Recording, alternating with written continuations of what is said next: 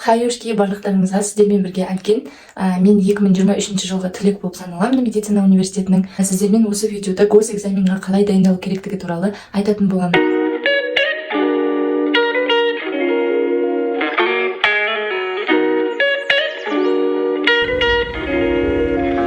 Бұл видеода сіздермен госэкзаменге арналған лайфхактармен және де тағы да басқа өзімнің кеңестермен бөлісетін боламын. Сондықтан соңына дейін көріңіздер.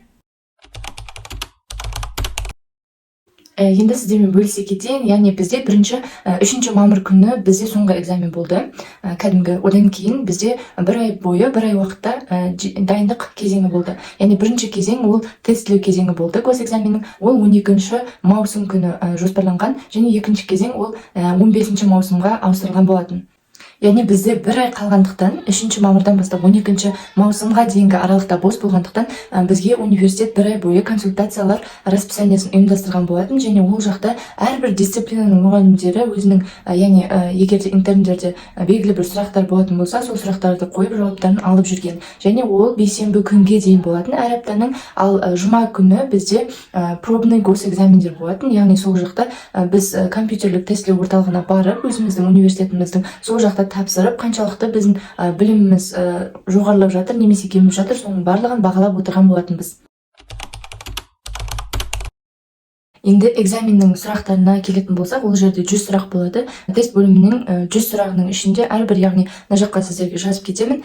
Осы жақтағы, яғни сұрақтар санына қарап, әрбір дисциплинаға дайындалуға болады. Мысалы, бізде жалпы тәжірибе дәрігердің жұмысындағы ішкі аурулар дисциплинасында бізде 13 сұрақтан болды, педиатрия 13 сұрақ болды, және тағы да басқа.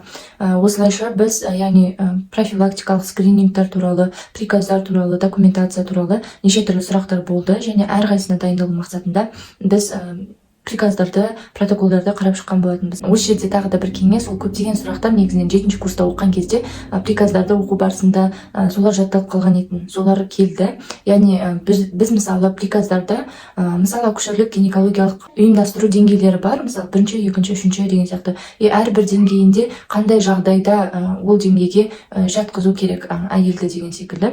Немесе мысалы жұмыс жасайтын адам мен жұмыс жасамайтын адамға анықтама мен парақшаны беру туралы. Яғни анықтама дегеніміз не, және уақытша жарамсыздық парағы дегеніміз не, осының айырмашылығын түсініп алу деген секілді заттарды мен сіздерге ұсынар едім. Яғни оның барлығын сіз 7-ші курста өтетін боласыздар. 7-ші курста сіздерге документация, скринингтер, сол тақырыптар төңірегінде бірнеше сабақтар өтіледі. Сол кезде поликлиникаға барған кезде өз білімдеріңізді шыңдаңыздар. Ал екінші кезеңге келетін болсақ, ол жерде 5 дағды болады. Бірінші станция ол жүрек өкпе реанимациясы, екінші станция анафилактикалық шок, үшінші станция бізде жарақаттар кезіндегі алғашқы көмек, төртінші станция ол бізде жедел коронарлы синдром, және 5-ші станция ол бізде коммуникативті дағдылар болды. Әрбір станцияда өзіндік ерекшеліктері болды. Яғни мысалы коммуникативті дағды болған кезде, мысалы пациентте рак ауруы табылды, және ол ауруды қалай дұрыс жеткізу керек, қалай адамға бірден айтып емес, эмпатиялық тұрғыда қорқытып алмастан диагнозын айту деген секілді. Немесе ВИЧ ауруы деген секілді. Оның барлығын дұрыстап дайындалу қажет болды, және осы 5 дағдыны біз өткен болатынбыз. Неше уақыт беріледі деген сұрақ болды. Яғни ол жерде бірінші тестілеу этапына 2,5 сағат беріледі. Идентификациядан өтесіздер, сосын NCN бағдарламасына, яғни өзіңіздің логинға енгізесіз, ал парольға университетіңіз берген немесе өзіңіз ойлап тапқан пароль болады. Және әрбір дағдыға 10 минуттан беріледі. Сонда жалпы уақытымыз ол 50 минут. 50 минуттың ішінде осы 5 станцияның барлығын өтесіздер.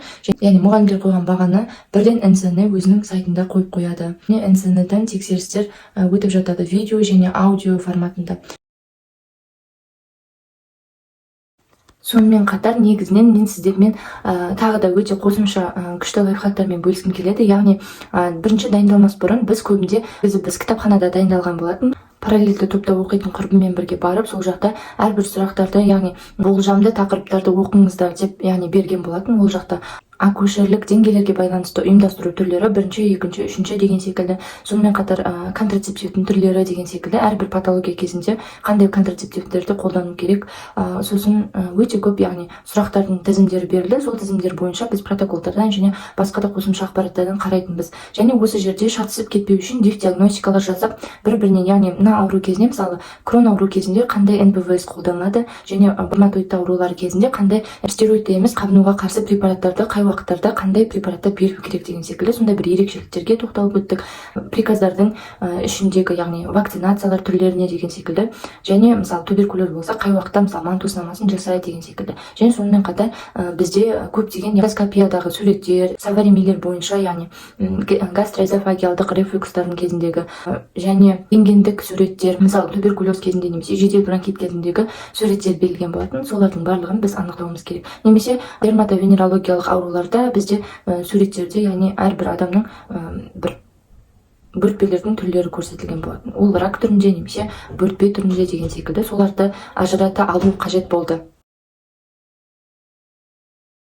Сонымен қатар бізде яғни мидың функциясын жақсарту үшін негізгі нәрсе ол бірінші физикалық активтілік. Яғни сіз әрбір сабақты оқыған сайын, мысалы егерде 1 сағат оқысаңыз, мысалы 10 минут, 20 минут сіз физикалық белсенді болуыңыз керек. Себебі негізінен мидың қабылдау уақыты тек 15-20 минут қана, сондықтан миыңыз шаршап кетпегенше оқып, ары қарай физикалық активтілік немесе эмоционалды жағдайыңызды өзгертетін әрекеттермен айналысқандарыңыз дұрыс. Мысалы караоке айту деген секілді. Мен өзім соны практикалап еттім. Яғни сабақты, мысалы тақырыптарды қарап отырамын, шаршап кеткен кезде караоке айтамын.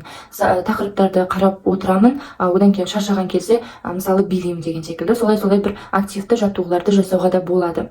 Және екінші нәрсе ол осы витамин. Яғни бұл витаминді егерде қаныңыз сұйық болатын болса, онда мұқият түрде қолдану керек. Ал егерде барлығы жақсы болатын болса, онда қолдана берсеңіздер болады. Және ең тағы да күшті лайфхак, оның жауабы тілімнің ұшында тұр, бірақ мен айта алмай жатырмын деген секілді. Сондай болмау үшін қара шоколадты жеу керек. Яғни қара шоколадтың құрамында какаосы көбірек болған дұрыс. Себебі ол жақта молочный болатын болса, оның эффективтілігі төменірек болады. Сондай бір лайфхактар бар. Осылардың барлығын қолдансаңыздар, бұйырса госэкзаменді де жақсы тапсырасыздар деген үміттемін. Және келесі эпизодта мен өзімнің, яғни дайындалған кезімдегі видеоларымды соның барлығын салатын боламын. Ол жерде мен лайв видео ретінде, яғни блог түрінде салынады. Егер де осындай түрдегі блог ұнаған болса, лайк басуды және бір-бірлерімізбен бөлісуді ұмытып кетпейік. Қолдау көрсеткендеріңізге, қарағандарыңызға рахмет. Сіздерге сәттілік.